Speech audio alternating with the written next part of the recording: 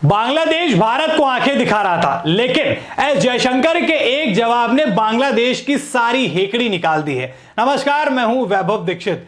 S Jaishankar के बारे में आपको पता होगा, भारत से विदेश मंत्री हैं और देखने में बड़े सीधे साधे और शालीन लगते हैं, पर ये अपने विरोधियों को ऐसा करारा जवाब देते हैं कि उनकी जो है बोलती बंद हो जाती है, उनके तोते उड़ जाते हैं। उनको समझ नहीं आता कि एस जयशंकर के जो बयान आया है, जो उनका जवाब आया है, इस पर वो रिप्लाई करे तो करे क्या। यही हालत हुई बांग्लादेश के मोहम्मद यूनुस की।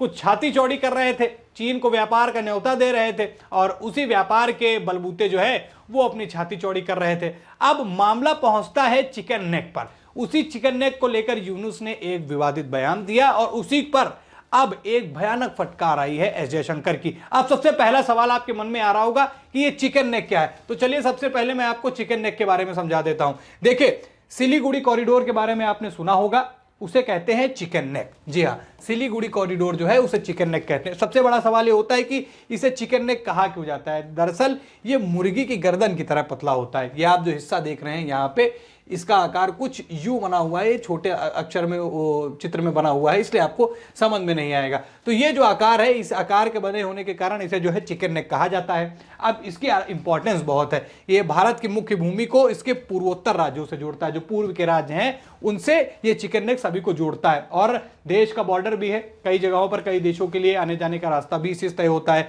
जैसे बांग्लादेश, नेपाल, चीन, भूटान, इसे पड़ोसी देशों से ये घिरा हुआ है और इसीलिए इसकी महत्वता ज्यादा है। इसी को लेकर जो है यूनुस बड़े बड़े बयान दे रहे थे।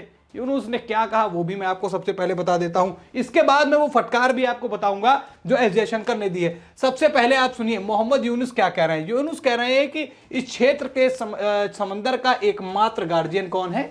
ढाका। ये इन्होंने बोला और इन्होंने ये बोलते हुए चीन को अपने देश में निवेश करने का न्योता दे दिया। फिर उन्होंने कहा कि भारत की मजबूरियां जो है इन्होंने उसके बाद गिनाना शुरू कर दी। फिर इन्होंने चीन को लुभाया और कहा कि आओ हमारे यहाँ व्यापार करो, बिजनेस करो बांग्लादेश में। अब इसी को लेकर बड़ा ओवर एक्साइटेड होगा यूनुस, बड़ी बड़ी बातें कि भारत की तो ये समस्या है, भारत के साथ ये है, वो तमाम तरीके की बातें यूनुस ने गिनाई। लेकिन जब ये बात थोड़ा सा बड़े स्तर पर पहुंचने लगी और फिर एस जयशंकर को आप जानते ही हैं कैसे वो अपनी बातों से, कैसे अपने वो फैक्ट से बड़े बड़े विरोधी देशों को जो है घुटने पर लाने का काम करते हैं। वही हाल बांग्लादेश का किया। अब ये रिप्लाई सुनिए एस जयशंकर का, जिन्होंने बांग्लादेश के मोहम्मद यूनुस को ये रिप्लाई करते हुए कहा कि बंगाल की खाड़ी में भारत की सबसे लंबी तटरेखा भी है। ये मत भूलिए, आप मजबूरियां गिनाइए, आप चीन को न्योता दीजिए, लेकिन भारत को नीचा दिखाएंगे तो याद रखिएगा कि भारत की सबसे लंबी तटरेखा बंगाल की खाड़ी में है। तो आप अगर ज्यादा इधर उधर की बातें करेंगे तो मौका भी इधर से भी जो है वो तैयार है। यानी कि बांग्लादेश जो हमें आंखें दिखा रहा था, घूर रहा था, एस जयशंकर के एक बयान के बाद से हालत टाइट हो गई है। समझ नहीं पा रहे कि अपने बयान को टैकल कैसे करें, समझ नहीं पा रहे कि भारत को अब जवाब कैसे दे। हालांकि चीन एक बड़ा देश है, व्यापार के मामले में अलग अलग देशों से व्यापार करता है। बांग्लादेश ने सोचा कि इधर से न्योता दूंगा, भारत की बुराई करूंगा, चीन के साथ में अपने संबंध बढ़िया स्थापित करूंगा, बिजनेस से कमाऊंगा और उसके बाद भारत पर अपनी तानाशाही दिखाने का प्रयास करूंगा। लेकिन भूल जाते हैं कि हमारे देश से ही जुड़े, हमारे देश से ही जन्मे पाकिस्तानी और ये बांग्लादेश, ये दो जो देश हैं, ये हमें ही आंखें दिखाने पर आतुर हो जाते हैं। लेकिन जवाब सुन के एक बार में हालत खराब हो गई होगी। अब आगे क्या कह रहे हैं? हमारा पूर्वोत्तर क्षेत्र सड़कों, रेलवे, जलमार्ग और ग्रिड और पाइपलाइनों के नेटवर्क के साथ विश्व टेक के लिए कनेक्टिविटी के केंद्र के रूप में उभर रहा है। यानी जिस क्षेत्र को लेकर ये बातें कर रहे हैं वहां पर जो है पूरा मामला एस जयशंकर ने बता दिया कि वहां पर क्या हो रहा है। पाइपलाइंस बिछ रही हैं, वहां नेटवर्क हो रहा है, वहां पर कनेक्टिविटी बढ़ रही है, सड़कें बन रही हैं, रेलवे पहुंच रहा है, जलमार्ग पहुंच रहा है। तो बांग्लादेश जो है इस तरीके की बातें करना उसके लिए कोई फायदेमंद विषय नहीं है, वो भी चीन के दम पर। फिर उन्होंने कहा कि त्रिपक्षीय राजमार्ग का जो काम है वो पूरा होना है और भारत के उत्तर पूर्व को प्रशांत महासागर तक वो जोड़ देगा। यानी कि इसकी महत्वता आप समझिए कि प्रशांत महासागर तक की जो कनेक्टिविटी अगर किसी की बढ़ जाती है तो कहीं ना कहीं वो चाहे व्यापार का विषय हो या फिर अपने बाहुबल दिखाने का तरीका, वो उसका एक बहुत बड़ा एग्जाम्पल है जो एस जयशंकर ने एक बार में यहाँ पर दे दिया। एस जयशंकर ने जो बातें बांग्लादेश के मोहम्मद यूनुस को बोली, मोहम्मद यूनुस का ये बयान बड़ा चर्चा में था कि भारत को आंखें दिखा दी, भारत को धमकी दे दी और देश की मीडिया भी कई जगहों पर ये दिखा रही थी कि बांग्लादेश जैसा छोटा देश भारत को आंखें दिखा रहा है, एस जयशंकर का कोई जवाब नहीं आ रहा है। लेकिन एस जयशंकर ने थाईलैंड से ये बात बोली है और अब इस बात की गूंज पूरे विश्व में जा रही है और बांग्लादेशियों के कान में तो जरूर जा रही है, जो भारत के खिलाफ नजरें टिकाए बैठे रहते हैं कि कैसे भारत को नीचा दिखा दिया जाए, कैसे भारत को परेशान कर लिया जाए। लेकिन ये भूल जाते हैं कि भारत देश अब वो देश नहीं रहा जो पुरानी बातों पर, पुराने समयों कभी हुआ करता था। अगर आंखें दिखाओगे तो आंखें निकालने की क्षमता भी भारत देश के अंदर है और वही ये जवाब जो है एस जयशंकर ने दिया है। जयशंकर जिस तरीके से बात करते हैं, जिस तरीके से उनके विदेश नीति है, वो वाकई उसका फायदा मिलता है। देखिए, मैं जैसे पूरा देश ये कहता है कि भारत जो है वो विदेशों में उसके संबंध बेहतर हुए नरेंद्र मोदी सरकार में, ये केवल नरेंद्र मोदी के अकेले की देन नहीं है, उसके पीछे एस जयशंकर का बहुत बड़ा हाथ है,